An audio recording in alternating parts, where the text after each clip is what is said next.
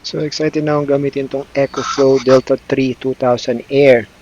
Meron tong 1920 watt hour battery capacity, 1000 watt power output, and pwede nyo rin siyang i-charge through solar up to 1000 watts. Okay, so nakita nyo yung display screen, yung 99 yung hours na pwede pa siyang gamitin, 90% ang battery natin.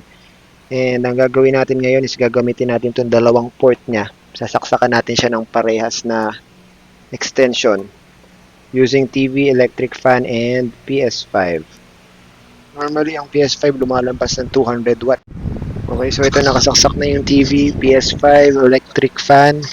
So mas malakas ng kumonsume siya. Tingnan natin yung display screen kung ilang wattage ang nagagamit na ngayon sa output. So kung kita nyo 365. May 4 hours tayong pwede siyang gawin. Hindi ko pa pala ito na full charge. So ngayon 89% pa rin yung battery niya. So mga mahigit kumulang to 4 hours natin siya magagamit.